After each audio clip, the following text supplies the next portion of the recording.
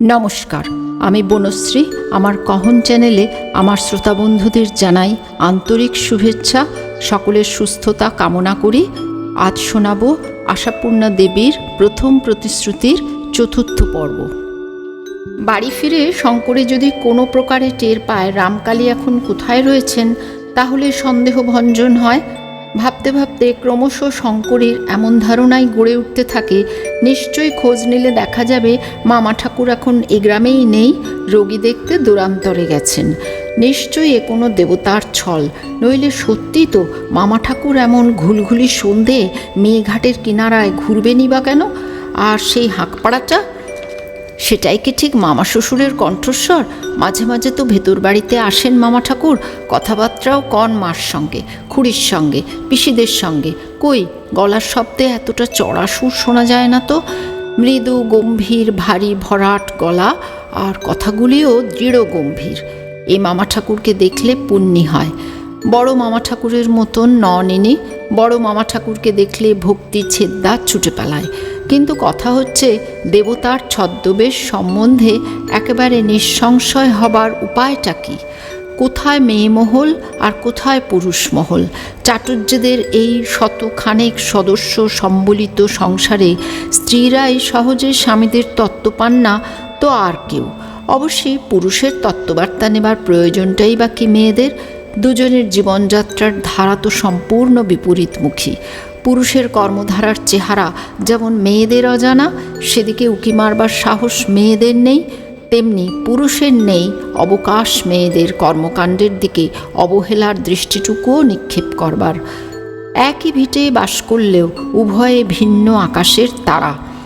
তবু মনে হতে লাগলো শঙ্করীর, কোনো উপায় একবার খোঁজ করা যায় না মামা ঠাকুর বাড়িতে আছেন কি না? থাকলে কি অবস্থায় আছেন? এইমাত্র ফিরলেন না, না অনেকক্ষণ থেকে বসে আছেন? আহা, মামা ঠাকুরের সঙ্গে যদি কথা কইতে পারা যেত, তাহলে বোধ করি ভগবানকে দেখতে পাওয়ার আশাটা মিটত শঙ্করীর। তা ওকে ভগবানের সঙ্গে তুলনা করবে না তো কি করবে শঙ্করী? এত ক্ষমা আর কোন মানুষের মধ্যে সম্ভব? এত করুণা আর কার প্রাণে আছে? শঙ্করীর মর্মকথা জানতে পারলে ত্রিজগতের কেউ কি অমন দয়া, অমন সহানুভূতি দিয়ে কথা বলতে পারত? না, তারা মাথা মুড়িয়ে মাথায় ঘোল ঢেলে গায়ের বার করে দিত শঙ্করীকে, আর পিছনে ঘৃণার হাততালি দিতে দিতে বলতো, ছি ছি ছি, গলায় দড়ি, তুই না হিন্দুর মেয়ে, তুই না বামুনের ঘরের বিধবা। আচ্ছা, কিন্তু হঠাৎ যেন সর্বশরীরে কাঁটা দিয়ে উঠে শঙ্করীর। মামা ঠাকুর টের পেলেন কি করে? কে বলবে, কে জানে? তাও যদি বা কোনো প্রকারে সন্ধান পেয়ে থাকেন, যদি সেই পরম শত্রুটাই এসে কোনো ছলে ভয়ে ডরে ফাঁস করে দিয়ে গিয়ে থাকে, শঙ্করী যা যেই সন্ধ্যায় ডুবে মরবার সংকল্প নিয়ে ঘাটে এসেছিল, কথা জানতে পারলেন কি করে তিনি? মাত্র আজই তো দণ্ড কয়েক আগে সংকল্পটা স্থির করেছে শঙ্করী, অনেক ভেবে, অনেক নিঃশ্বাস ফেলে, অনেক চোখের জলে মাটি ভিজিয়ে। বিয়ে বাড়ি, শাশুড়ি দিদি শাশুড়ির দল বাড়তি কাজে ব্যস্ত, কে কোথায় কি করছে না করছে কেউ লক্ষ্য করবে না। আজই ঠিক উপযুক্ত সময়। তাছাড়া আসছে কাল বাড়িতে যজ্ঞী আত্মীয় কুটুম্বের ভিড় লাগবে বাড়িতে।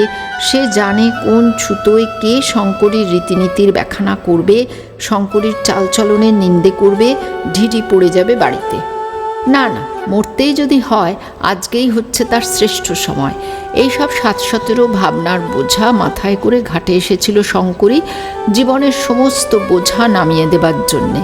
কিন্তু আবার গায়ে কাঁটা দিয়ে উঠল শঙ্করীর। কিন্তু বিধাতা নিষেধ করলেন, মরণের দরজা দিয়ে জীবনের রাজ্যে ফিরিয়ে আনলেন শঙ্করীকে। তবে আর দ্বিধা কেন? শঙ্করী বিধবা হলেও ওর আনা জল নিরামিষ ঘরে চলে না। ও অনাচারে ওর অদীক্ষিত শরীর, জলের কলসিটাকেই তাই মাঝের দালানে এনে বসালো শঙ্করী। ছেলেপুলেদের খাওয়ার দরকার লাগবে। কলসি নামানোর শব্দে কোথা থেকে যেন এসে হাজির হলো সত্যবতী। এসেই এদিক ওদিক তাকিয়ে আস্তে আস্তে বলল, সর্বনাশ করেছ কাটোয়ার বউ, তোমার নামে ঢিঢিক্কার পড়ে গেছে। বাড়িতে অনেক বউ, কাজেই আশপাশের বউদের তাদের বাপের বাড়ির দেশের নাম ধরে অমুক বউ তমুক বউ বলতে হয়। তাছাড়া শঙ্করী নবাগতা, ওর আর পর্যায়ক্রমে মেজ সেজ দিয়ে নামকরণ হয়নি। বুকটা ধড়াস করে উঠল শঙ্করীর। কিসের সর্বনাশ? তবে কি সব ধরা পড়ে গেছে?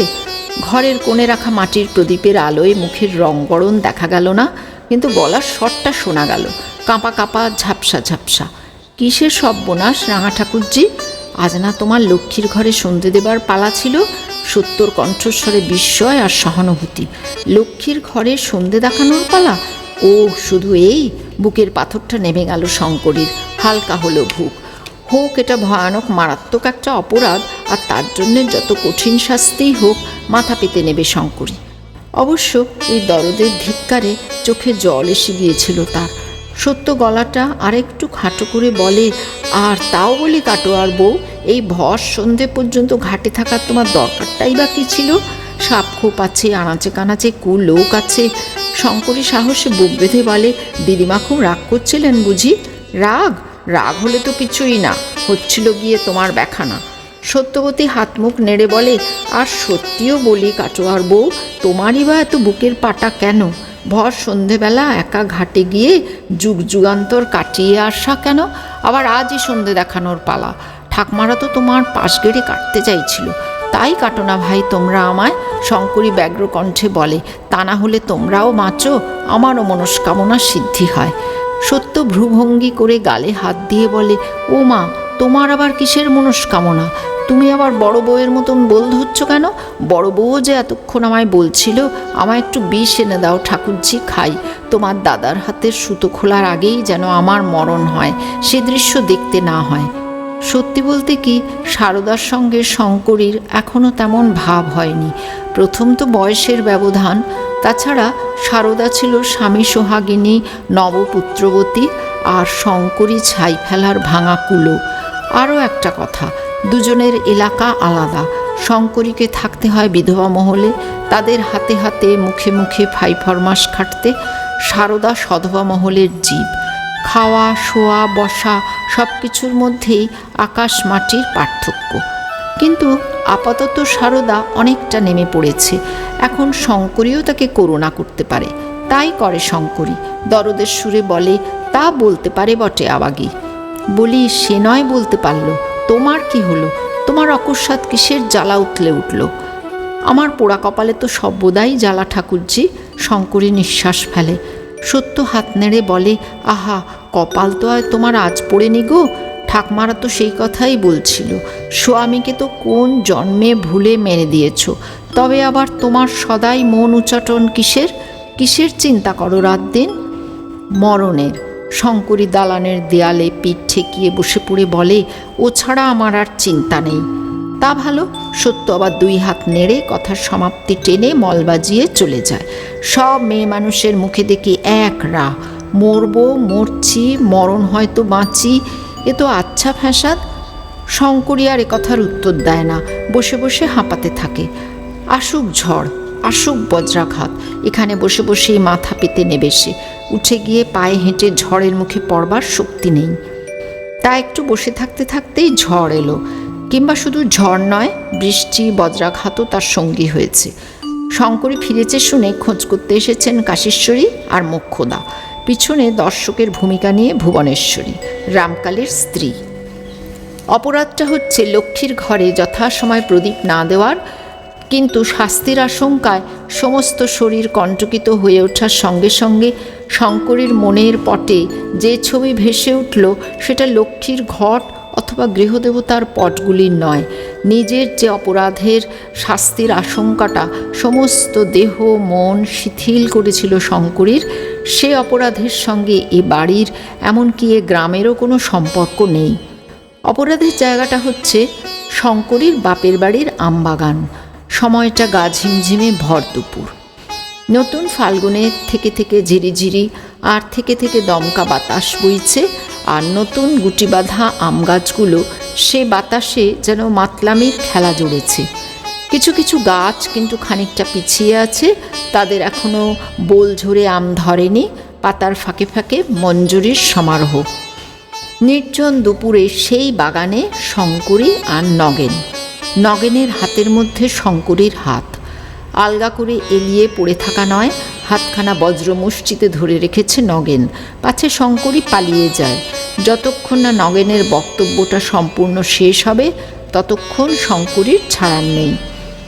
অনেক দিন ধরে অনেক ছোটোখাটো কথা, অনেক ইশারা ইঙ্গিতের দূত মারফত নিজের বক্তব্য জানিয়েছে নগেন শঙ্করীকে। অনেক করুণ দৃষ্টি, অনেক চোরা হাসির সওগাতে। আজ বোধ করি একেবারে হেস্তনেস্ত করতে চায় সে। কিন্তু নগেন কি শঙ্করীকে গায়ের জোরে নির্জন আমবাগানে টেনে এনেছিল, মুখে কাপড় বেঁধে পাঁজাকোলা করে? তা তো নয়। সহায় সম্বলহীন ছেলেটার এত সাহস কোথা?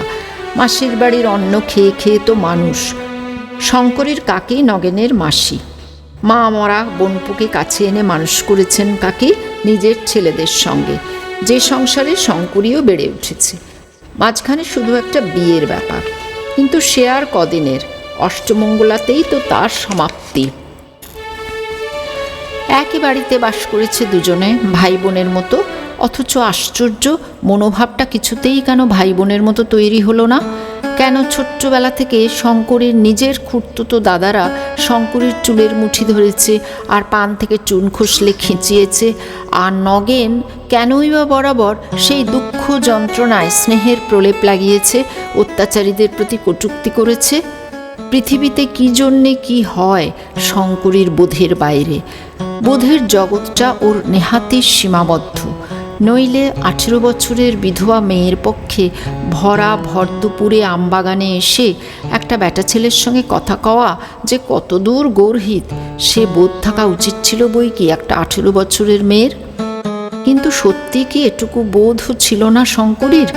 24 ঘন্টা কাকির দাঁতের পিছুনিতে সে বোধ জন্মায়নি? বাগানে এসেছিল কি শঙ্করী নির্ভয় নিশ্চিন্তে? না, অবোধ হলেও এতটা অবোধ নয় শঙ্করী। এসেছিল বুকের মধ্যে ভয়ের বাসা নিয়েই। সকালে যখন নগেন এ আবেদন জানিয়েছে, তখন থেকেই বুকের মধ্যে ঢেকির পার পড়ছে তার।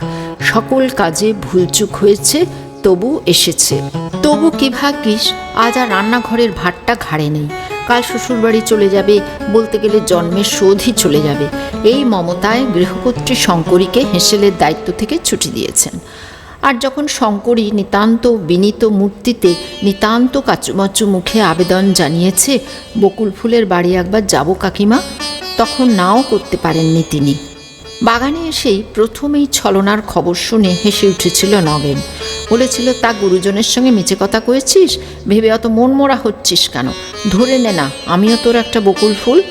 কিন্তু এখন আর নগেনের মুখে হাসি নেই। এখন নগেনের অন্য ভাব। এখন কেমন রুক্ষ, হিংস্র, উদ্ভ্রান্ত মতন। এখন বজ্রমুষ্টিতে শঙ্করীর হাত টেনে নিয়ে যেতে চায় ভিন্ন আরেক জগতে। পালিয়ে গিয়ে অন্য অনেক দূরের আরেক গায়ে চলে যাই না? সেখানে কে চিনবে আমাদের? বলবো আমরা স্বামী স্ত্রী, আগুন লেগে ঘর বাড়ি ক্ষেত খামার সব পুড়ে গেছে, তাই মনের আক্ষেপে দেশ ভুঁই ছেড়ে চলে এসেছি। অমন পাপ কথা বললে যে জীব খসে যাবে নগেন দাদা, নরকেও ঠাঁই হবে না আমাদের, উচ্চারণ করে শঙ্করী। কিন্তু সেই উচ্চারণে কোথায় কোনো জোর প্রকাশ পায় না। পাপের আশঙ্কায় আগে থেকেই কি জীব শিথিল হয়ে এলো শঙ্করীর? পাপ কিসের? তোর ওই বেটা কিরে, স্বামীর ঘর করেছিস তুই, জন্ম জন্মান্তর থেকে তুই আর আমি পতিপত্নী, বুঝলি? তাই ওই একটা উটকো স্বামী সইল না তোর। নইলে এতদিন তুই কোথায় থাকতিস আর আমি কোথায় থাকতাম? তুই মন ঠিক কর শঙ্করী, দোহাই তোর। একথা কানে শুনলেও যে অনন্ত নরক নগেন দাদা। তাই যদি হয়, নগেন উগ্রমূর্তিতে বলে ওঠে, নরকেই যদি যেতে হয় তো তোকে একলা যেতে হবে না, আমাকেও যেতে হবে। তোর জন্যে সে ক্লেশও মেনে নিচ্ছি আমি। পৃথিবীর আর সব্বাই যাক না স্বর্গে, তুই আর আমি না হয় নরকেই থাকবো। এ জন্মটা তবু ভালো যাবে।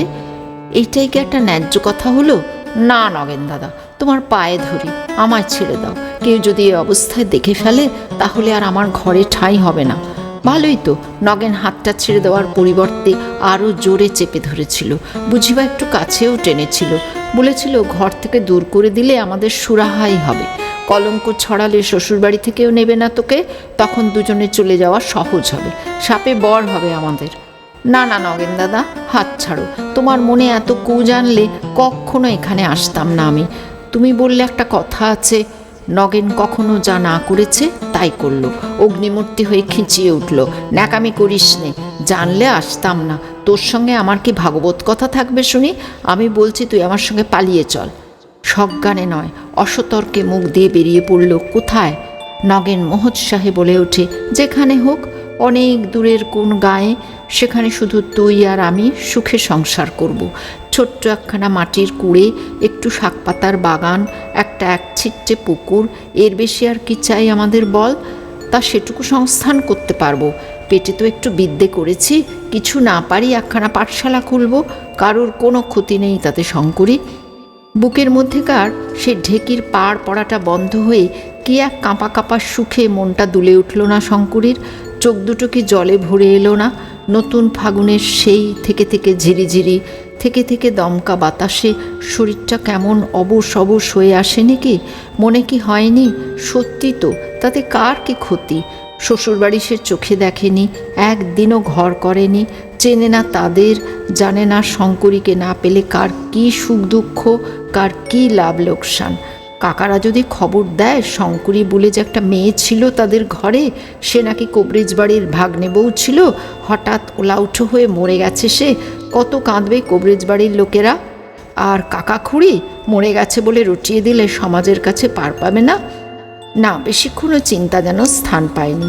বাতাসটা হঠাৎ বন্ধ হয়ে ভয়ানক যেন গুমোট হয়ে উঠল। চেতনা ফিরে পেল শঙ্করী। বলে উঠল, হিন্দুর ঘরের বিধবাকে বেরিয়ে যাবার কুমন্ত্রণা দিতে লজ্জা করে না তোমার? তুমি না আমার ভাইয়ের মতন? না, কক্ষনো না, গর্জে ওঠে নগেন। কক্ষনো ভাইয়ের মতন নয়, সে কথা তুইও ভালো জানিস, আমিও ভালো জানি। চিরদিন মনে মনে আমি তোকে পরিবারের মতন দেখে এসেছি, জেনে শুনে কেন মিছে বাকচাতুরি করছিস? কথা দে, দুপুর রাতে তুই খিড়কি দিয়ে বেরিয়ে এসে এখানে দাঁড়াবি, আমি আগে থেকে দাঁড়িয়ে থাকবো, তারপর জোর পায়ে হেঁটে গা থেকে একবার বেরোতে পারলে কে ধরে? খুঁজতে তো আর পারবে না মাসিমেশো, কিল খেয়ে কিল চুরি করে বসে থাকতে হবে। ও নগেন দাদা, আমার বুকের ভেতরটা কেমন করছে, ছেড়ে দাও আমায়, আমি পারবো না। পারতেই হবে তোকে, নগেন ব্যাকুল স্বরে বলে। যতক্ষণ না তুই মত দিবি ছাড়বো না হাত, দেখুক 5 জনে, সেই আমি চাই। নগেন দাদা, আমি চেঁচিয়ে লোক জড়ো করব। আলগা আলগা দুর্বল স্বরে বলে শঙ্করী, বলবো বাগানে একলা পেয়ে তুমি আমাকে। নগেন বেপরোয়া বলে, চাচা জড়ো কর লোক। নগেন দাদা গো, আমাকে বরং মেরে ফেলো। আমি আর কি মারবো তোকে, মেরেই তো ফেলেছে সবাই মিলে। বাপের বাড়িতেই লাথি ঝাঁটা না খেয়ে এক মুঠো ভাত জুটছিল না, মরার উপর খাড়ার ঘা, এরপর আবার শ্বশুর বাড়ি, সারা জন্মটা শুধু লাথি ঝাঁটা সার। আমি বরং তোকে বাঁচাতে চাই, আদর করে যত্ন করে মাথার মণি করে রাখতে চাই। আমি চাই না তোমার আদর যত্ন। এবার একটু দৃঢ় শোনালো শঙ্করীর কণ্ঠস্বর, লাথি ঝাঁটাই আমার ভালো। বটে, লাথি ঝাঁটাই তোর ভালো? নগেন সহসা মারমুখী হয়ে একটা কাজ করে বসল। হ্যাঁ, আদর করে প্রেমালিঙ্গন নয়, মারমুখী হয়ে সহসা শঙ্করীকে সাপটে জড়িয়ে ধরল নগেন। ধরে বলে উঠল, বেশ, সেটাই যাতে আরও ভালো করে খাস তার ব্যবস্থা করছি, এই দিচ্ছি দেগে। তারপর গিয়ে তোর শ্বশুরবাড়ির গায়ে গিয়ে রটাবো ও আমার সঙ্গে মন্দ। কিভাবে যে নগেনের হাত থেকে নিজেকে ছাড়িয়ে নিয়েছিল শঙ্করী, কিভাবে যে একেবারে ঘাটে ডুব দিয়ে বাড়ি গিয়ে বলেছিল বকুল ফুলের বাড়ি যাওয়া হলো না, রাস্তায় যেতে একখানা ছুতো হাঁড়ি পায়ে ঠেকে গেল বলে একেবারে নিয়ে বাড়ি ফিরতে হলো। আর কি করে যে অসময়ে নিয়ে মাথাটা ভার হয়েছে বলে দিনের বাকি সময়টা শুয়ে কাটালো, সেসব আর ভালো করে মনে পড়ে না শঙ্করীর। শুধু মনে আছে তার প্রবল কান্নার ব্যাপার দেখে কাকা শুদ্ধ মমতা মমতা গলায় সান্ত্বনা দিয়েছিল, কেন কাঁদছিস মা, মেয়ে মানুষকে তো শ্বশুর ঘর করতেই হয়, সেই হচ্ছে চিরকালের জায়গা। তাছাড়া কবরেজ মশাই অতি সজ্জন ব্যক্তি, সংসারে খাওয়া পড়ার কোনো দুঃখ নেই, ভালো থাকবি, সুখে থাকবি। তবু আরও আকুল হয়ে কেঁদেছিল শঙ্করী। অগত্যা খুড়িকে পর্যন্ত বলতে হয়েছিল, আবার আসবি, পালা পার্বণে আসবি, আমরা কি তোকে পর করে দিচ্ছি? বছর ঘুরে গেল, খুড়ির প্রতিশ্রুতি খুড়ি রাখেনি, নিয়ে যাওয়া তো দূরের কথা, একবার উদ্দেশ্য পর্যন্ত করেনি। সে গায়ের এক কানাকড়া খবরও আর সেই অবধি পায়নি শঙ্করী। শুধু অবিরত কাঁটা হয়ে থেকেছে, এই বুঝি কে বলে নগেন বলে একটা ছেলে এসে গ্রামে কি রটিয়ে বেড়াচ্ছে শঙ্করীর নামে। ঘাটে পথে বেরিয়ে গাছের পাতা নড়ার শব্দে শিউরে ওঠে শঙ্করী, বাঁশের সরসরারি শুনলে থমকে দাঁড়িয়ে পড়ে। কিন্তু সে ভয় কি শুধুই ভয়, নিছক ভয়? তার সঙ্গে ভয়ানক একটা আশাও কি জড়ানো নেই?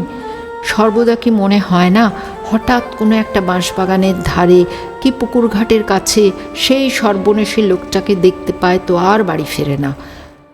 কাল থেকে শুনেছে বিয়ে উপলক্ষে কাকার বাড়ি থেকে নাকি নেমন্তন্ন নিয়ে আসবে।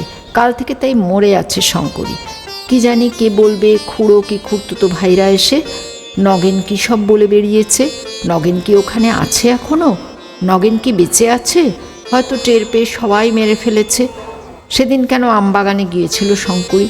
আর যে লোকটা তাকে মন্দ পথে টানবার চেষ্টা করেছিল, কেন আজও শঙ্করীর মনকে লক্ষ দড়িদড়া দিয়ে টানছে সে? মরতে গিয়েও কেন মরতে পারে না শঙ্করী? পৃথিবীতে শঙ্করী বলে একটা মেয়ে মানুষ যদি না থাকে, কি এসে যাবে পৃথিবীর? কলঙ্কিত মন নিয়ে ঠাকুর ঘরের কাজ করছে সে, তুলসীতলায় প্রদীপ দিচ্ছে। এ মহা পাপের ফল। চিন্তায় বাধা পড়ল। কাশেশ্বরী এসে দাঁড়িয়েছেন, তীব্র কণ্ঠে ডাকছেন, নাথবউ। ভয় ভয়, সত্যের মনের কাছে এত বড় ভয়ের পরিচয় বোধ করি এই প্রথম। কাটোয়ার বউয়ের খুব যে একটা খোয়ার হবে এটা আশঙ্কা করছিল সত্য, কিন্তু এ কি তিরস্কারের এ কোন ভাষা? জীবনে অনেক কথা শুনেছে সত্য, অনেক কথা শিখেছে, কিন্তু এসব শব্দ তো কখনো শোনেনি। অসতী মানে কি? উপপতি কাকে বলে? কুল খাওয়া বলতেই বা কি বোঝায়? যে কুলের আচার তৈরি হয় আর তেলে নুনে জারিয়ে অপূর্ব আস্বাদন পাওয়া যায়, এটা যে ঠিক সে জাতীয় নয় এইটুকুই শুধু বুঝতে পারে সত্য। কিন্তু তারপরই কেমন দিশেহারা হয়ে যায়। দূর থেকে হাঁ করে তাকিয়ে থাকে শঙ্করী আর কাশেশ্বরীর দলের দিকে। না, আর কেউ কিছু বলছে না, সবাই নিথর, এমনকি মোক্ষদা পর্যন্ত কেমন যেন স্তব্ধ। একা কাশেশ্বরী পালা চালিয়ে যাচ্ছেন চাপা তীক্ষ্ণ গলায়। শঙ্করীকে ধরে চিবিয়ে খেলেও বুঝি সে রাগ মিটবে না, এমনি তার মুখভঙ্গি। মোক্ষদা এক ধরনের, কাশেশ্বরী আরেক ধরনের। মোক্ষদার অটুট গতর, অসীম ক্ষমতা, অনর্গল বাক্পটুত্ব, কিন্তু কাশেশ্বরী তা নয়। কাশেশ্বরী শোকে তাপে কিছুটা অথর্ব, তাছাড়া চিরদিনই তিনি টেপামুখী।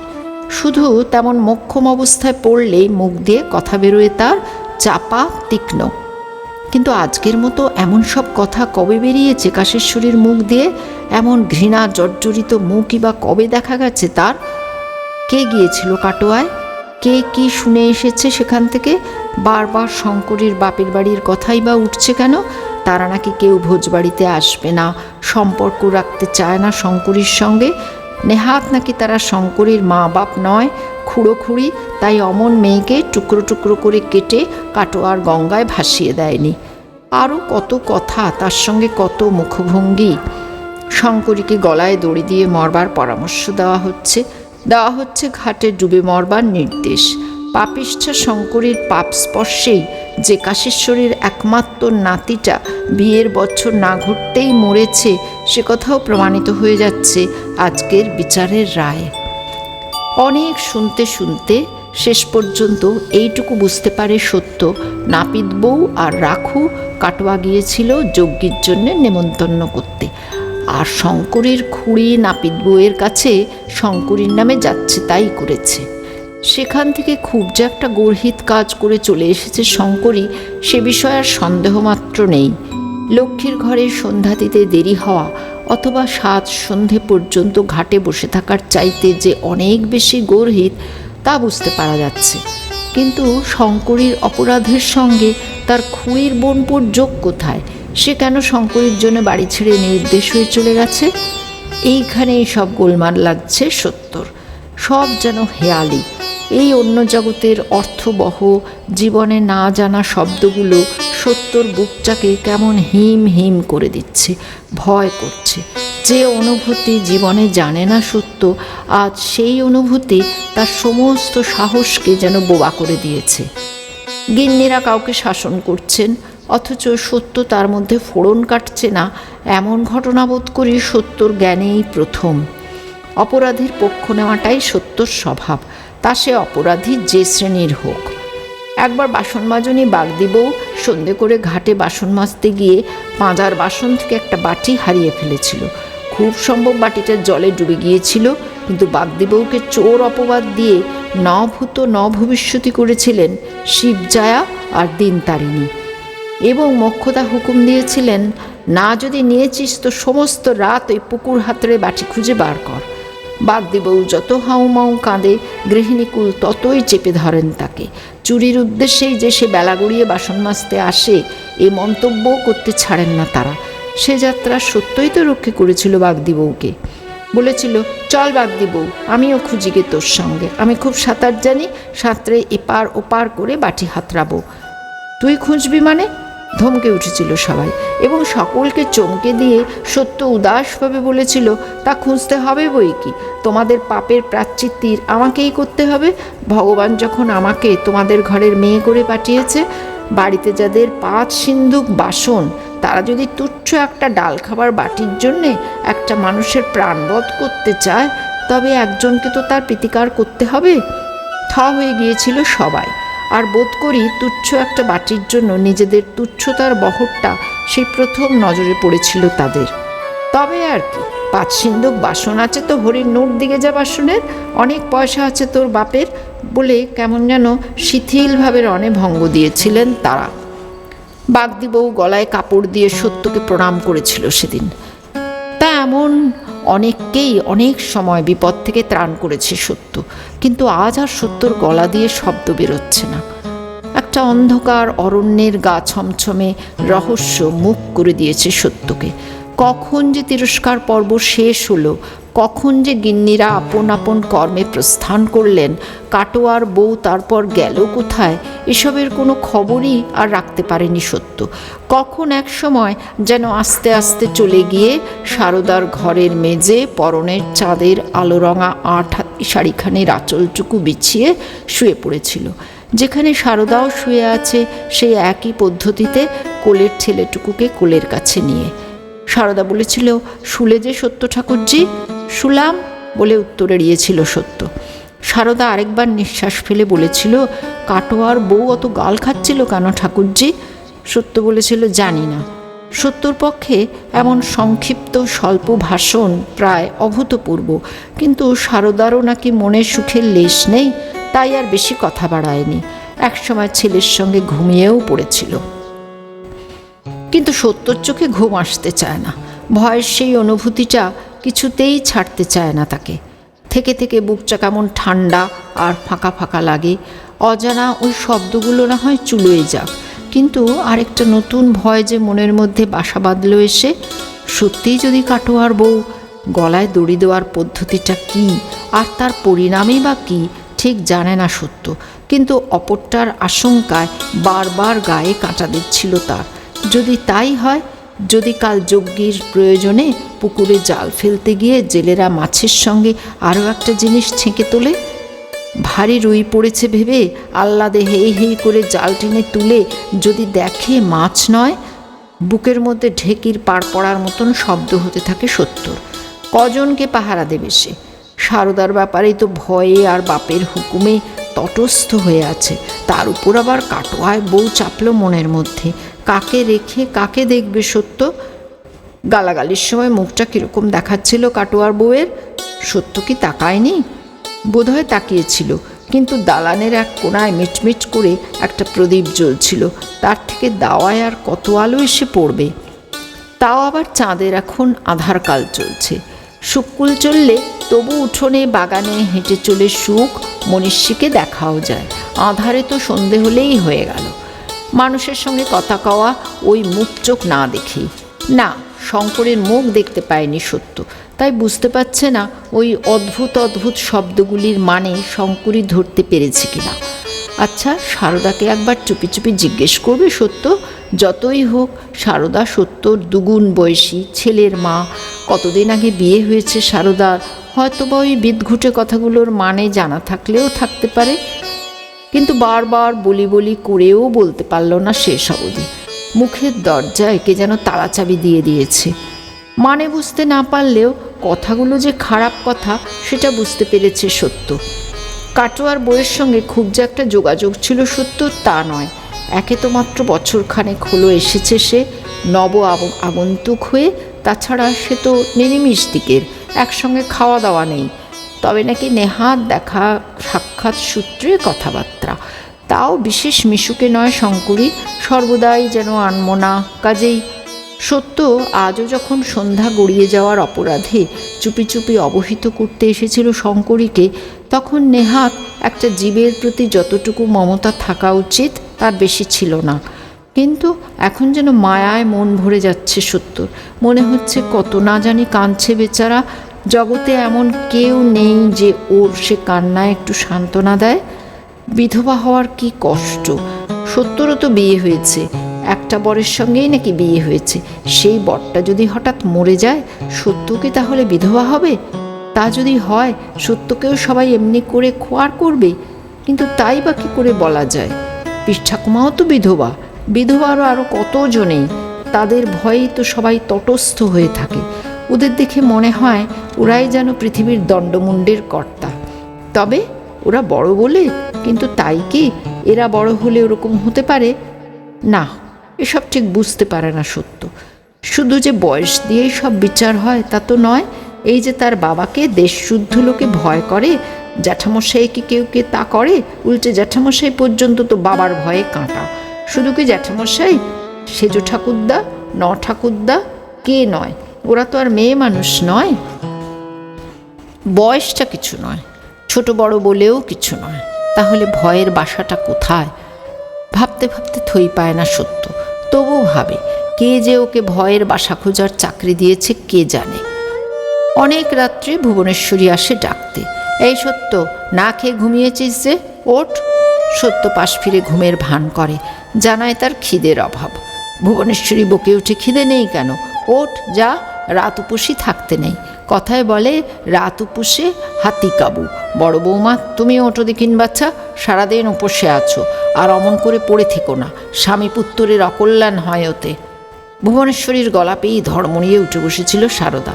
পৃথিবী থেকে বিদায় নেবার তীব্র ইচ্ছে ধরাসজ্জা নিয়ে পড়ে থাকলেও খুশাশুড়িকে দেখে সমীহ করবে না এমন কথা ভাবা যায় না। তাই ধর্মড়িয়ে উঠেছিল। স্বামী পুত্রের অকল্যাণ শুনে এবার মনে মনে ধরফড়িয়ে উঠল। ভুবনেশ্বরী ফের বলে, আমি তোমার ছেলে রাখছি, যাও ওঠো, সত্যকে ডেকে নিয়ে খেতে যাওগে। তোমার শাশুড়ি হেসে লাগলে বসে আছে। এবেলায় জল ফেলিয়ে মস্ত একটা মাছ ধরানো হয়েছিল, এসোজন বসজন যদি আসে বলে। খামি খামি দাগার মাছ আর আমের বাখড়া দিয়ে এমন খাসা টক রেঁধেছে দিদি, দেখবে যাও খেয়ে। ভুবনেশ্বরী অনেকগুলো কথা বলে গেলেও সত্যর কানে তার শেষ অবধি পৌঁছায়নি। পুকুরে জাল ফেলে বড় মাছ ধরা হয়েছে শুনেই তার মনশ্চক্ষে ভেসে উঠেছে জালবদ্ধ আরেকটা জীব, যাকে টেনে তুলে ধড়াস করে পুকুর পাড়ে ফেলা হয়েছে। আর যে মুখ চন্দ্রসূর্যিতে দেখতে পাওয়ার কথা নয়, সে মুখ অজস্র লোক দেখছে। কিন্তু সে মুখের উপরে যে চোখ দুটো বসানো আছে, সে কি আর দেখছে? জীবনে আর কি সে দেখবে কোনো কিছু? উঠে বসে তাড়াতাড়ি বলে, মা, কাটোয়ার বউ কোথায়? কোথায় আবার? ঝঙ্কার দিয়ে ওঠে ভুবনেশ্বরী। কাঁথামুড়ি দিয়ে শুয়েছে গিয়ে। তাকে তোর কি দরকার? খেতে যাচ্ছিস, খেতে যা। খাবো না, খিদে নেই বলে ফের শুয়ে পড়ে সত্য। কিন্তু ওদিকে দাগা দাগা রুই মাছ আর আমের বাখড়ার টক অন্যত্র কাজ করেছে। একে 16 বছর বয়সের দুরন্ত স্বাস্থ্য, তার উপর সারাদিন ছেলেটা বুকের দুধ টেনে খাচ্ছে। সতীন কাটার যন্ত্রণাটাও যেন কাবু হয়ে এসেছে। তবু একান্ত বাসনা সত্ত্বেও বাধা আসে মনে। সারাদিন অভুক্ত হয়ে পড়ে থেকেও সেই অভুক্ত চেহারাটায় স্বামীর সঙ্গে একবার দেখা হলো না। কে জানে রাতে হতে পারে কিনা। আজ তো নতুন বউয়েরই কাল রাত্রি, কাজেই আজ পুরনো বউ প্রাধান্য পেলেও পেতে পারে। দিব্যি করে মাছের ঝাল দিয়ে এক পাথর ভাত সেটে এসে অভিমান জানাবে কোন মুখে? সারদা তাই চিচি করে বলে, সবে পেটের ব্যথাটা একটু নরম পড়েছে। তা হোক, ও খেলেই নরমে যাবে। নরম গলায় বলে ভুবনেশ্বরী, তুমি ডেকে ডুকে নিয়ে গেলে তবে যদি সত্য দুটো খায়। নিজের শাশুড়ির সঙ্গে কথা বলে না, ঘোমটা দিতে হয় এক গলা, কথা যা তাই শাশুড়ির সঙ্গেই। তা খুড়শাশুড়ির কণ্ঠের নরম সুরটুকুই চোখে জল এনে দিল সারদার। অগত্যাই আর রাসুর সামনে অভুক্ত মুখ দেখাবার ইচ্ছেটাকে টেনে রেখে দেওয়া গেল না। সারদা সত্যকে নাড়া দিয়ে বলল, চলো ঠাকুরজি, যা পারবে খেয়ে নেবে। সত্য উঠে বসলো, হাই তুলে বিরক্ত হয়ে বলে উঠল, বাব্বা, দুদণ্ড যদি একটু নিরিবিলিতে পড়ে থাকার জো আছে, নাও চলো। সারদা চলে যেতেই ভুবনেশ্বরী একটা অসমসাহসিক কাজ করে বসল। ঘুমন্ত ছেলেটাকে কাঁথা মুড়ে কোলে চেপে নিয়ে ঘর থেকে বেরিয়ে চুপি চুপি রাখুর মাকে গিয়ে বলল, রাখুর মা, বড় ছেলেকে একবার ডেকে দে তো, বলবি জরুরি দরকার। বড় ছেলে অর্থে রাসু। রাখুর মা এদিক ওদিক তাকিয়ে ফিসফিস করে বলে, দেখে এলাম চণ্ডীমণ্ডপে শুয়েছে, তা হোক, তুই আমার নাম করে ডেকে নিয়ে আয়। ঘরের দরজার কাছাকাছি গিয়ে মায়ের ডাকে থমকে দাঁড়িয়ে পড়তে হলো সত্যবতীকে। আর সারদার বুকটা কি এক আশঙ্কায় চমকে উঠে শীতকালের পানাপুকুরের জলের মতো ঠান্ডা নিথর হয়ে গেল। অভ্যস্ত উচ্চারণে মেয়ের নাম ধরে ডাক দেননি ভুবনেশ্বরী, ব্যস্ত অথচ চাপা গলায় বলে উঠেছে, এই তুই এদিকে আয়। তুই অর্থেই সত্য, আর বিশেষ করে সত্যকেই হঠাৎ চাপা গলায় ডাক দিয়ে সরিয়ে নেবার অর্থ কী? অর্থ আছে, এরকম ডাকের একটাই অর্থ হয়, আর সে অর্থ সত্যর কাছে ধরা না পড়লেও সারদার কাছে যেন ধরা পড়েছে। তাই না বুকটা হঠাৎ এমন হিম হিম নিথর হয়ে গেল? তাই না আশার আশঙ্কায় চমকে উঠল সে বুক?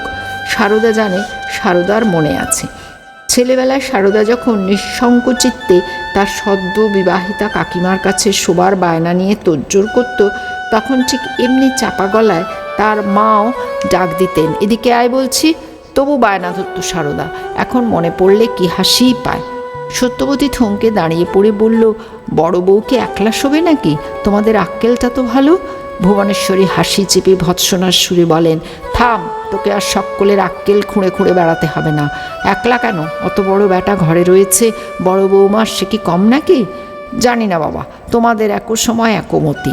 ওইটুকুনখানি কচি ছেলে যার গলা টিপলে দুধ বেরোয়, সে আগলামে মাকে। তুই আসবি? যাচ্ছি বাবা, যাচ্ছি। তর সয় না একটু, সবাই যেন ঘোড়ায় জিন দিয়ে আছে।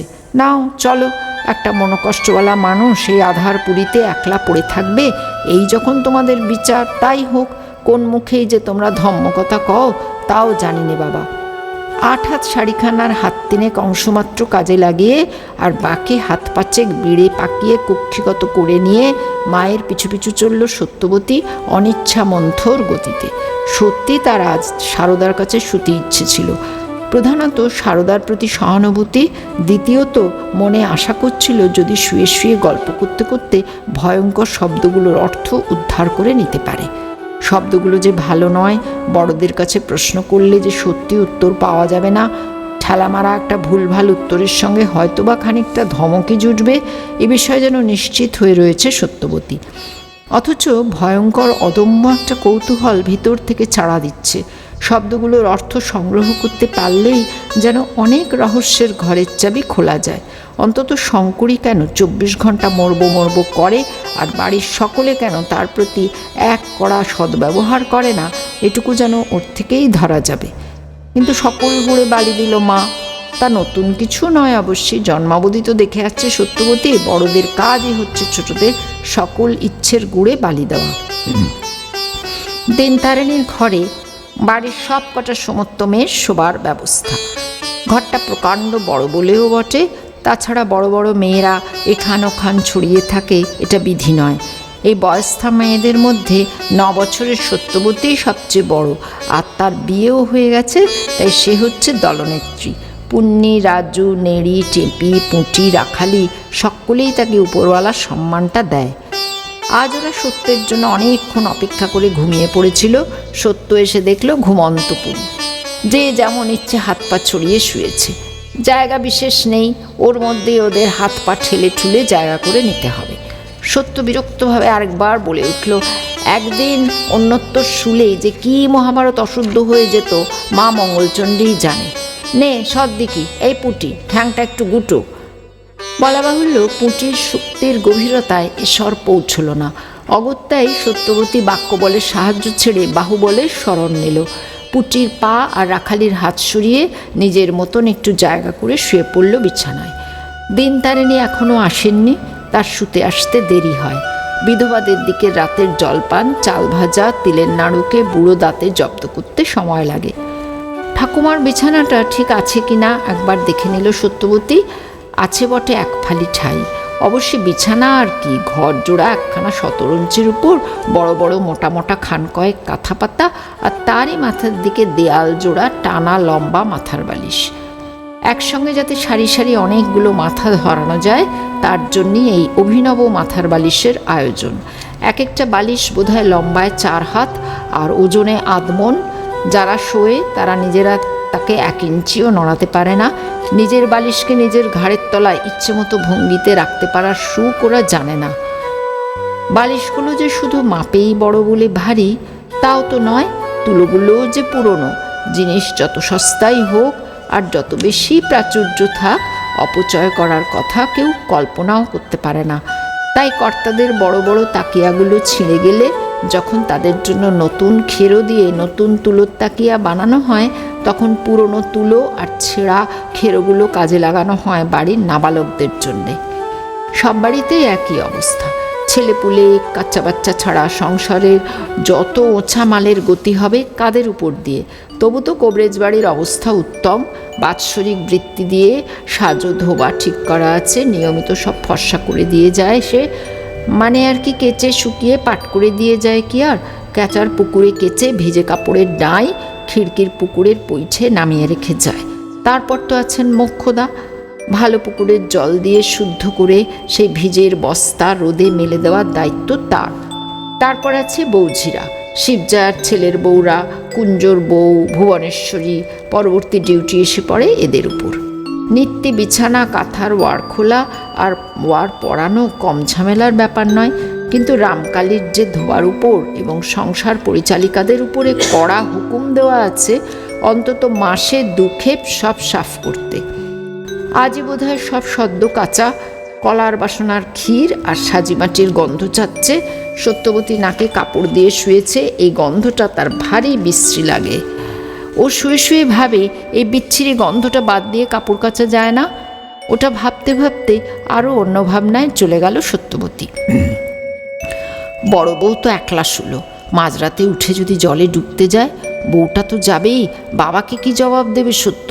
তারপর গিয়ে রাত পোহালেই বাড়ি কুটুমে ছেয়ে যাবে, তার মাঝখানে সেই বড় বউয়ের ডুবে মরার রেলা। আচ্ছা বিপদ হলো বটে। না, নিশ্চিন্তি থাকা চলে না। বেশি রাতে বাড়ি নিঃশ্বাস নিশ্চুপ হয়ে গেলে উঠে গিয়ে দেখে আসতে হবে বড় বউকে। সবচেয়ে ভালো হয় ওর ঘরটার বাইরে থেকে শেকল তুলে দিলে, নইলে কবার আর দেখতে যাওয়া যাবে? কোন ফাঁকে যদি উঠে গিয়ে সর্বনাশ ঘটিয়ে বসে থাকে বড় বউ। দরজার মাথায় শেকল, সত্যবতীর হাত পৌঁছায় না। কিসের উপর উঠে শেকলে হাত পাওয়া যায় তাই ভাবতে থাকে যে। ঝিপঝিপ করা বুকটা নিয়ে সারদা ঘরে ঢোকে। সারদার আহারকালীন অবকাশে ছেলে কেঁদে ভুবনেশ্বরীকে জ্বালাতন করেছিল কিনা জিজ্ঞেস করতেও পারে না। ভুবনেশ্বরী নিজে থেকে বলে, নিঃসাড়ে গিয়ে শুয়ে পড়ো তো বড় বৌমা, ছেলে সবে ঘুমিয়েছে, জেগে না যায়। সে ওরে কাজললতা দিয়ে শুইয়ে রেখে এসেছি। রাসুকে ডাকিয়ে এনে ঘরে পুরে দেওয়া পর্যন্ত স্বস্তি ছিল না ভুবনেশ্বরীর। কি জানি যদি অন্ধকারে ঠাহর করতে না পেরে কে কে করে চেঁচিয়ে ওঠে সারদা। এদিকে আবার রাসুকে বলতে পারে না যে ঘরের পিদিম নিবিও না, কারণ ছেলেকে শোবার ঘরে পুরে দিয়ে আর তার সঙ্গে কথা কইতে মায়েরাই লজ্জা লাগে। এ তো ভাসুরপ। আর সারদাকেই বা স্পষ্টাস্পষ্টি বলা যায় কি করে, ওগো তোমার জন্যে ঘরের মধ্যে মানিক আনিয়ে রেখেছি, বলা যায় না বলেই কচি ছেলের ছুতো। তাছাড়া আরেকটি কারণও কি ছিল না? একটু কৌতুকের স্বাদ হলেও শাশুড়ি সম্পর্ক, তবু তো মেয়ে মানুষ। আর বাঘা রামকালীর ঘরণী হলেও ভুবনেশ্বরীর যেন এখনও ভিতরে ভিতরে কোথায় একটু কাঁচা, একটু সবুজ রয়ে গেছে। মানিকের উপমাটা ভুবনেশ্বরীরই মনে এসেছে। নিত্যকার মানুষটা যে আজ সারদার কাছে পরম মূল্যবান হয়ে উঠেছে, একথা বোঝবার ক্ষমতা ভুবনেশ্বরীর আছে। দেখা যাক বড় বৌমা কতটুকু করায়ত্ত করতে পারে স্বামীকে। অবশ্য ভরসা কিছু নেই। বেটা ছেলের মন, নতুন বউটি ডাগরটি হয়ে উঠতে উঠতে সারদা ও কন্যা ততদিনে 3 ছেলের মা হয়ে বসবে। তখন কি আর রাসু নতুন ফুলের মধু ফেলে? ভাবতে গিয়ে চমকে গেল ভুবনেশ্বরী। মনে মনে নাক কান মরল। রাসু না তার পুত্রস্থানীয়, তার সম্পর্কে এসব কথা কি বলে ভাবছে সে? সম্পর্কের মান মর্যাদা আর থাকছে কি করে তাহলে? ওদের সম্পর্কে সব ভাবনা জোর করে মুছে নিয়ে রান্নাঘরের দিকে চলে গেল ভুবনেশ্বরী। এবার তাদের দলের খাবার পালা। তবে আজ আর খাওয়ার পরে ঘুম নয়, রাত জেগে কালকের যজ্ঞের কুটনো বাটনা করতে হবে। বড়লোকের বাড়ির বউ বলে তো আর আয়েশ করবার হুকুম নেই। বউ হচ্ছে বউ, বরং রাসুর মা দুদণ্ড পা ছড়িয়ে বসলে কি কাজে গাফিলি করলে কেউ কিছু বলবে না, কিন্তু বউদের সেরকম আচরণ অমার্জনীয়। তা খাটুনিতেও দুঃখ ছিল না। যদি শুধু নিজেরা ননদের দল থাকতে পায় সে দলে, হাতের সঙ্গে গল্প গাছাও চলে তাহলে। কিন্তু তা তো হবার জো নেই, একজন গিন্নি পাহারাদার থাকেনি। বউরা ঘর বাগানে মন্ত্রণা করছে কিনা সেটা তো দেখতে হবে তাদের। এই গুরু কর্তব্যের দায়ে বেচারা শিবজায়াকে যে মরতে মরতে রাত জেগে ছেলে বউয়ের ঘরের পেছনের ঘুলঘুলির নিচে কান পেতে বসে থাকতে হয়। সারদার ঘরে অবশ্য ঘুলঘুলি নেই, ভালো জানলা আছে।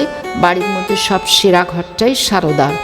বর্ধমান থেকে মিস্ত্রি আনিয়ে রামকালী যখন অনেক খরচা করে দক্ষিণের উঠোনে এই ঘর দালান বানিয়েছিলেন, তখন সকলেই ভেবেছিল এটা রামকালীর নিজের স্পেশাল। মিস্ত্রির কাজ শেষ হয়ে গেলে দিনতারিণীও তাই বলেছিলেন, একটা শুভ দিন দেখ, তাহলে রামকালী নতুন ঘরে উঠবা। রামকালী হেসে উঠে বলেছিলেন, তোমরা যে দেখছি গাছে না উঠতে এক কাঁদি গোমা, ঘরে যে উঠবে সে আসুক আগে।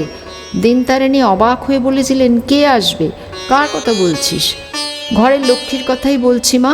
রামকালী বোধ করে মায়ের হৃদগত ধারণা অনুমান করেছিলেন, তাই একবার মায়ের ধারণা বৃক্ষের মূলে কুঠারাঘাত করে পরম শান্তভাবে কথা শেষ করেছিলেন।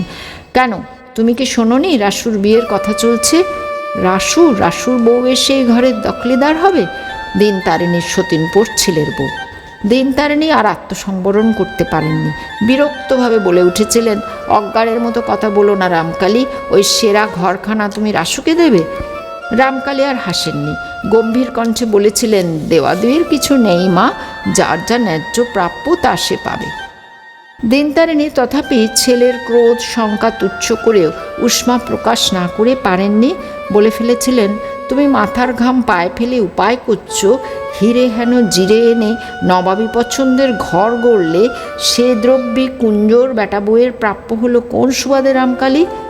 না, রামকালী প্রত্যক্ষে তিরস্কার করেননি মাকে, বরং আরও শান্ত কণ্ঠে বলেছিলেন, যে সুবাদে মানুষ বনের জন্তু জানোয়ারদের মতন উদম হয়ে না বেরিয়ে কোমরে কাপড় দিচ্ছে মা। যাকবেও কথা থাক, জ্যেষ্ঠ শ্রেষ্ঠ ভাগ এ বিধিটা তো তোমার অজানা নয় মা। রাসু এ বাড়ির জ্যেষ্ঠ ছেলে। দিনতারিণীর চোখে জল এসে গিয়েছিল দুঃখে আর অপমান বোধে। তাই শেষ বেশ তর্কে বলে বসেছিলেন, মেজ বৌমার প্রাণটার দিকেও তো তাকাতে হয়, যতই হোক সে এখনো কাঁচা মেয়ে, এই ঘর আরম্ভ হয়ে স্তক তার একটা আশা ছিল তো। রামকালী এবার আরেকটু হেসেছিলেন, তোমার মেজ বৌমার যদি এমন ইল্লুতে আশা হয়েই থাকে তো সে আশায় ছাই পড়াই উচিত মা, ছাই পড়াই উচিত। আঁচল দিয়ে চোখ মুছেছিলেন দিনতারিণী। মেজ বৌমার আশাভঙ্গের কল্পনায় যত না হোক নিজেরই আশাভঙ্গে। কুঞ্জ যে জন্মভোর গায়ে হাওয়া দিয়ে বেরিয়ে সংসারের সব কিছুর সেরা ভাগটা ভোগ করে, এটা কি চিরকাল সহ্য হয়? দিনতারিণীর আশা ছিল এই ঘরখানার ব্যাপারে অন্তত কুঞ্জ আর কুঞ্জর বইয়ের মুখটা ছোট হবে। সেই আশায় ছাই পড়ল, তাই কেঁদে ফেলে বললেন, ছাই পড়াই উচিত। উচিত বই কি, ভবিষ্যতে তাহলে আর কখনো এমন বেয়াড়া আশা জন্মাতে পারবে না। এরপর দিনতারিণী নীরবে তাকিয়ে তাকিয়ে দেখেছিলেন চন্দননগর থেকে ছুতোর এসে ঢুকলো সেই ঘরে। হ্যাঁ, জোড়া পালঙ্ক বানাতে হলে ঘরের মধ্যে বসেই বানাতে হয়, বাইরে থেকে গড়ে এনে লাগিয়ে দেওয়ার রীতি তখনও হয়নি। বহুবিধ কারুকার্য করা পালঙ্ক। ওর জন্যে চন্দননগরের ছুতোরদের ভাত জোগাতে হয়েছিল মাস দেড়েক ধরে। খেয়ে মজুরি নিয়ে আর নতুন কাপড়ের জোড়া বকশিস আদায় করে ছুতোররা চলে গেল। তারপরে বিয়ে হলো রাসুর, নতুন পালঙ্কে ফুলসজ্জে হলো। সেই পালঙ্ক ছেড়ে সারাদিন আজ মাটিতে পড়েছিল সারদা। এখনও খুড়শাশুড়ির নির্দেশ মতো নিঃসারে ঘরে ঢুকে হুড়কোটা লাগিয়েই ছেলের তল্লাশ মাত্র না করে ঝুপ করে শুয়ে পড়ল মাটিতেই। ঘরে ঢুকে না তাকিয়েও টের পেয়েছিল সারদা তার আশার আশঙ্কাটা মিথ্যে নয়। আঘ্রাণে অনুমানে হৃৎস্পন্দনে বুঝিয়ে দিয়েছিল সারদাকে, ঘরে তোমার 7 রাজার ধন মানিক। এ যেন আমার নতুন বিয়ের নতুন বর। দিরাগমনে এসে প্রথম রাত্রিরে যখন 5টা সমবয়সী মিলে সারদাকে ঘরে ঢুকিয়ে দিয়ে বাইরে থেকে দরজায় শিকল লাগিয়ে পালিয়েছিল, তখন এমনি বুকটা ধড়াস করেছিল সারদা। তবু তো তখন মাত্র 12 বছর বয়স, আর এখন 16। ষোড়শীর হৃদয় তো আলোড়নে আরোই উত্তাল হবে। ঘরে যে অপরাধী আসামি অবস্থান করছিল তার অবস্থাও অবশ্য সারদার চাইতে কিছু উন্নত নয়। তার বুকের মধ্যে হাতুড়ি পিটছে, জীবনে আর কখনো সারদার মুখোমুখি দাঁড়াতে পারে এই আশা বুঝি ছিল না রাসুর। সারাদিন শুধু ভেবেছে জীবনের সমস্ত আনন্দ আহ্লাদের সমাধি হয়ে গেল তার। মেজখুড়ি কেন অন্দরে ডেকে পাঠিয়েছিল তাও ঠিক বুঝতে পারেনি। ভেবেছিল আবার কোন নিয়ম লঙ্ঘনের পাকচক্রে পড়তে হবে এসে, কিন্তু এসে যা শুনল অভিনব। সারদা নাকি রান্নাঘরের কাজে ব্যস্ত, আর ভুবনেশ্বরীরও কাজের তাড়া, ভাড়ারের দিকে না গেলেই নয়, তাই ঘুমন্ত খোকাকে একটু আগলাতে হবে রাসুকে। কিছুই নয়, শুধু ঘরে একটু থাকা। বোকা রাসু তখনও কিছু সন্দেহ করেনি, শুধু একটু তাজ্জব বনে গিয়েছিল প্রস্তাবে। দেশ শুদ্ধ লোক থাকতে কিনা ছেলে আগলাবার জন্য রাসুকে ডাকিয়ে আনা হলো বারবাড়ি থেকে। আশ্চর্য নয় কি যে রাখুর মা ডাকতে গিয়েছিল সেই তো পারত কাজটা, করেও তো বরাবর তাই। তবু কিছু বলতেও পারেনি, না প্রতিবাদ না প্রশ্ন। নতুন বউয়ের ব্যাপারে যতটা লজ্জা, ঠিক ততটাই লজ্জা তো নতুন ছেলের বিষয়েও।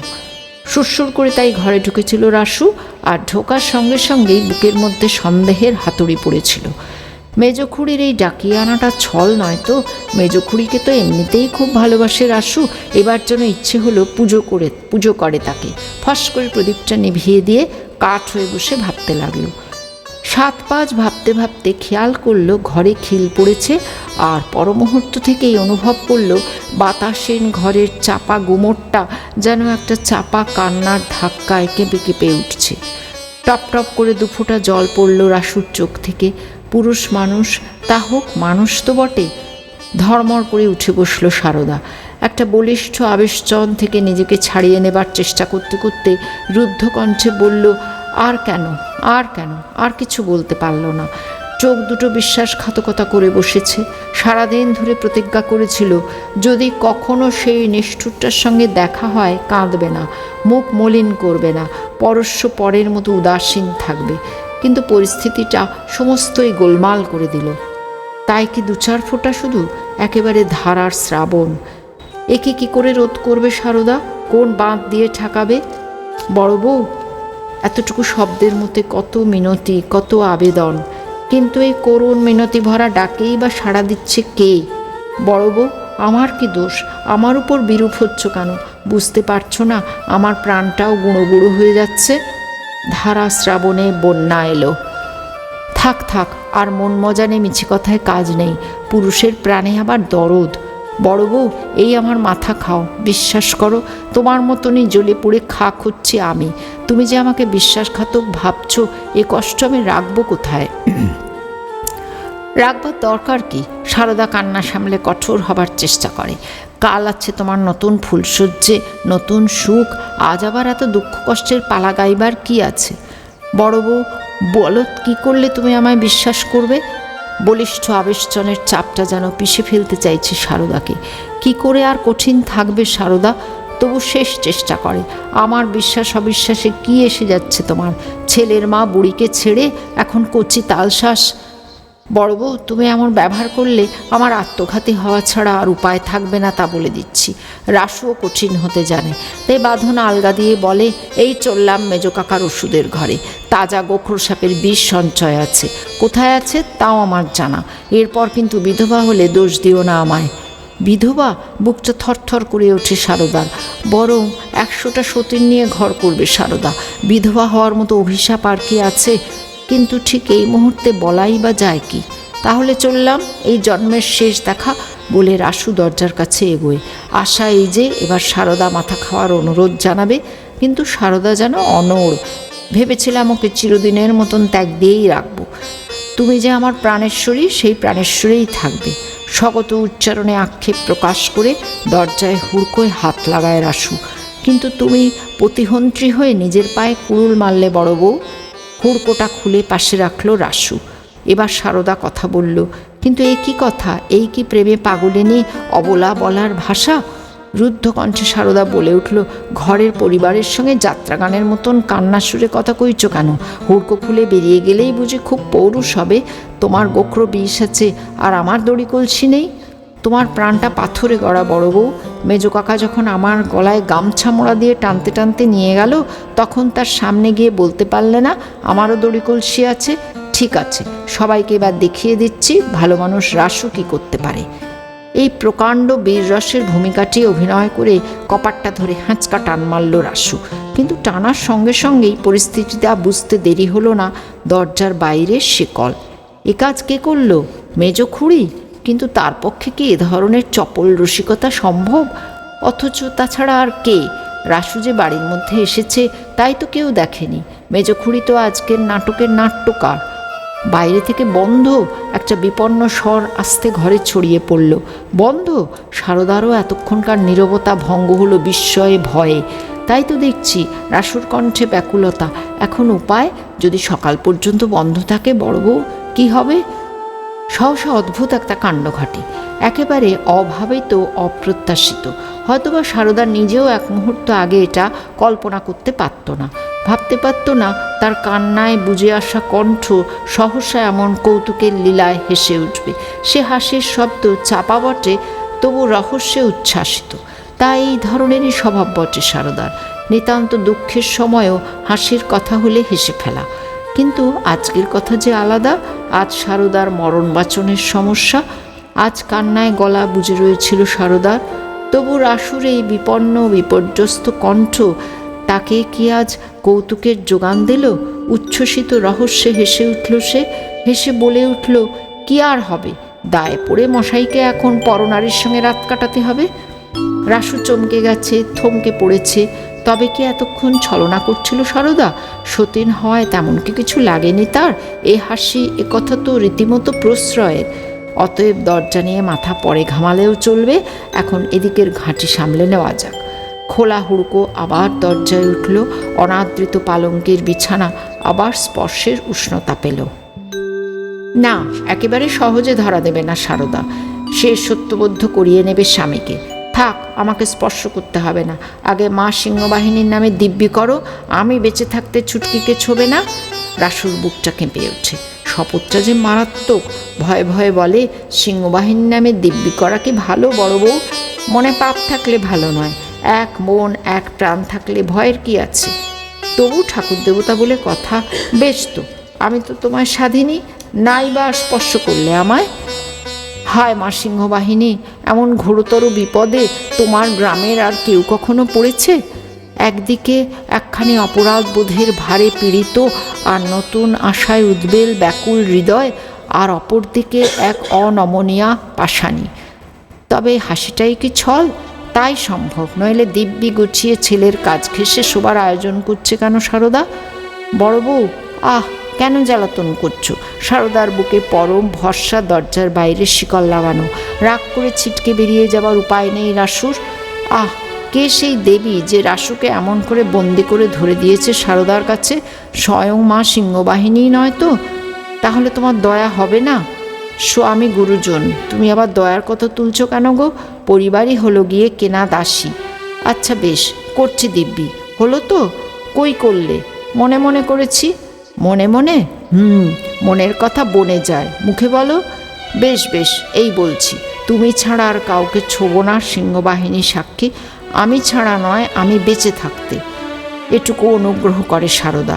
ওই হলো, কে আগে যায় কে পরে যায় বলা যায় কি? আমার কুষ্ঠিতে আছে সধবা মরব। সারদা আত্মপ্রসাদের হাসি হাসে, কিন্তু মনে থাকে যেন মা সিংহবাহিনী সাক্ষী। থাকবে থাকবে। কিন্তু সত্যি কি মনে ছিল? রাসু কি শেষ অবধি মা সিংহবাহিনীর মর্যাদা রাখতে পেরেছিল? পুরুষ মানুষ কি তাই পারে? রাসুর মতো মেরুদণ্ডহীন পুরুষ। তবু এমনি মিথ্যে শপথের চোরাবালির উপরই তো ঘর বাঁধতে হয় মেয়ে মানুষকে। যজ্ঞের জন্য ছাড়া বড়া ভাজা হচ্ছে। ভিয়েনের চালায় বড় বড় কাঠের উনুন জেলে কারিগররা লেগে গেছে ভোর থেকে। প্রথমে বোঁদে ভেজে স্তূপাকার করে রেখেছে কাঠের বারকোষে বারকোষে। এখন শুরু হয়েছে ছানা বড়া। প্রচুর পরিমাণে না করলেও তো চলবে না। নিমন্ত্রিতদের পেট উপচে খাওয়ানোর পর আবার সরা ভর্তি ছাঁদা দিতে হবে তো। তাছাড়া যখন কুললে ওই দুরকম মিষ্টি, তাড়াহুড়োর যজ্ঞী ওর বেশি আর সম্ভব হলো না। অথবা সেটাও হয়তো ঠিক কথা নয়, মোটামুটি কথা মাত্র। রামকালী চাটুর্যে যদি দরকার বুঝতেন, তাহলে এই একদিনের মধ্যেই কাটোয়া কি গুপ্তিপাড়া থেকে ওস্তাদ ময়রা আনিয়ে 5-7 রকম মিষ্টি বানিয়ে তোলাও অসম্ভব হতো না তার পক্ষে। কিন্তু দরকার বোধ করেননি তিনি। রাসুর প্রথম বিয়েতে ঘটা হয়েছিল বিস্তর। গ্রামে এখনও তার গল্প ফুরোয়নি। মিষ্টির কারিগর এসেছিল নাটোর থেকে, কেষ্টনগর থেকে, মুড়োগাছা থেকে। কাঁচাগোল্লা, ক্ষীরমোহন, মতিচুর, সরভাজা, ছানার জিলিপি, খাজা, অমৃতি, নিখুতি ইত্যাদি করে 12-13 রকম মিষ্টি হয়েছিল। আর মাছের কথা তো বলেই শেষ হবে না। এক একজনের পাতে বড় বড় এক একটা মালসা ভর্তি মাছের তরকারি বসিয়ে দিয়ে আবার 3-4 বার করে পরিবেশন। তা ভিন্ন রান্নার পদ তো 52 রকম। 52 ব্যঞ্জন নইলে আবার ঘটা কিসের? কুমোর বাড়ি বরাত দিয়ে সাইজের হাঁড়ি গড়িয়ে আনা হয়েছিল ঝোড়া ঝোড়া। তাতেই গলা উঠছে মিষ্টির ছাঁদা। যজ্ঞের জেট চড়েছিল দিন 15 ধরে। সে কথা আলাদা। সে বিয়ের সঙ্গে এ বিয়ের তুলনা করার কোনো মানেই হয় না। অন্য বাড়ি হলে যজ্ঞই করতো না। নেহাত রামকালী চাটুর্যের বাড়ি বলেই এত আয়োজন। পরিমাণে প্রচুরই হচ্ছে, তবে ওই মাত্র 2 রকম মিষ্টি, 16-20 মতো রান্নার পদ। রান্না এখনও চাপেনি। পাশের চালায় তার তোড়জোড় চলছে। হালুইকর ঠাকুররা স্নান করতে গেছে। এ গ্রামে হালুইকর ঠাকুর এনে রাঁধানোর প্রথা প্রবর্তন করেছেন রামকালী। মুর্শিদাবাদ অঞ্চলে দেখেছিলেন এ ব্যবস্থা। নইলে এ গ্রামে চিরদিন কাজে কর্মে গ্রামের ব্রাহ্মণ কন্যারাই রেঁধে থাকেন। সেটা রীতিমতো একটা সম্মান সম্ভ্রমের ব্যাপার। ডাকসাইটে রাঁধুনি বলে খ্যাতি আছে যাদের, তাদেরই ডাকা হয় অনেক তোয়াজ করে। রান্নায় বসবার আগে পূর্ণপাত্র, নতুন কাপড়ের জোড়া, সধবা ব্রাহ্মণী হলে আলাদা সিঁদুর, এইসব দিয়ে তবে পাকশালে ঢোকাতে হয় তাদের।